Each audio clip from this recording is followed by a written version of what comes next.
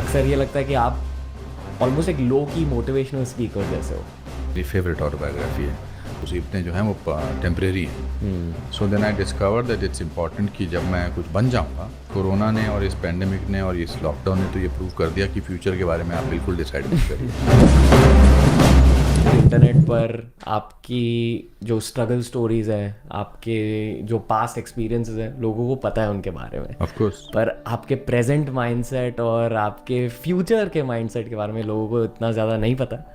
तो उस पर्सपेक्टिव से मैं आपको बहुत सारे सवाल पूछूंगा इस इंटरव्यू में। आपके लिए फर्स्ट क्वेश्चन ऑनेस्टली आपके प्रेजेंट माइंडसेट के ही बारे में है। आपका प्रेजेंट माइंडसेट है क्या? क्योंकि आपसे जब कोई बात करेगा या आपके कोई इंटरव्यूज अगर कोई देखेगा तो अक्सर ये लगता है कि आप ऑलमोस्ट एक लो की मोटिवेशनल स्पीकर जैसे हो।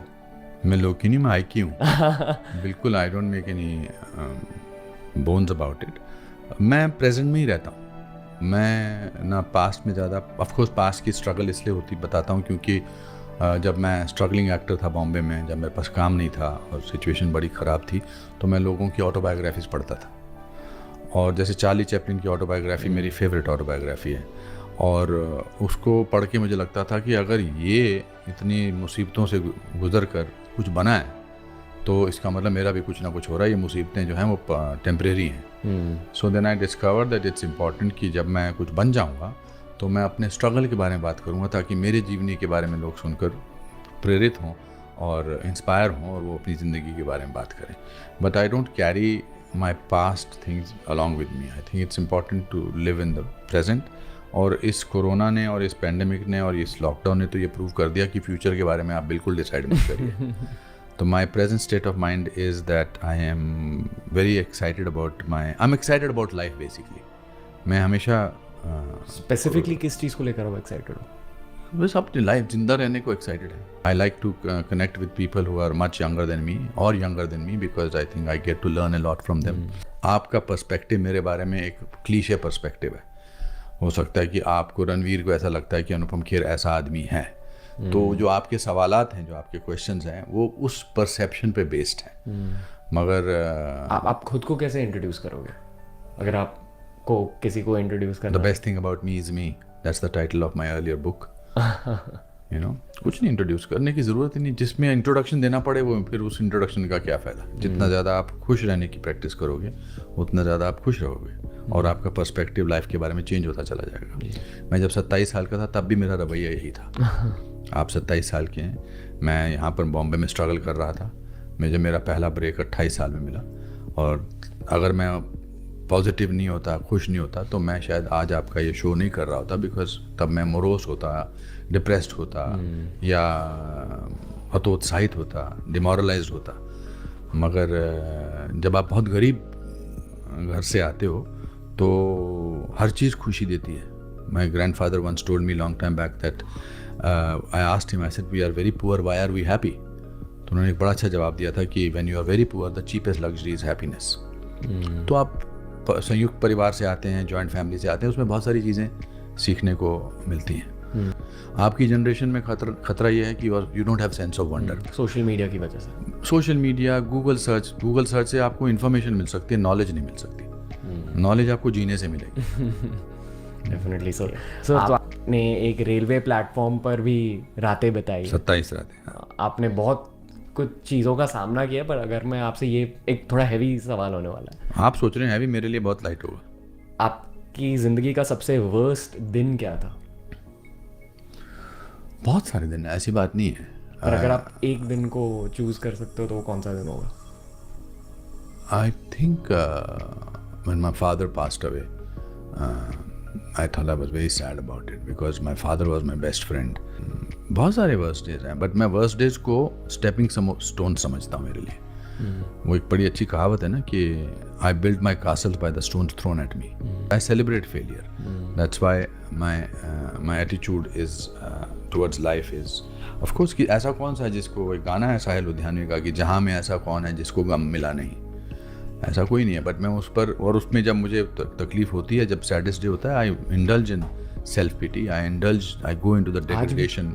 हाँ, it's better, the only way to come out of any tragedy is to indulge in self pity, to feel bad about it and then come out of it. आप वो बहादुर बने रहो और कहो कि नहीं नहीं मुझे कोई फ़र्क नहीं पड़ता, वो फेक है।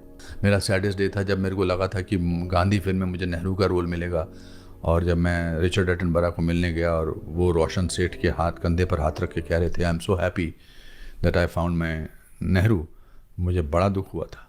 बट आज the best part about life is कि जो दुख या दो तकलीफ़ें, जो फेलियर आपकी ज़िंदगी में होते हैं, वो आगे जाकर आपकी कहानियाँ बन जाती हैं।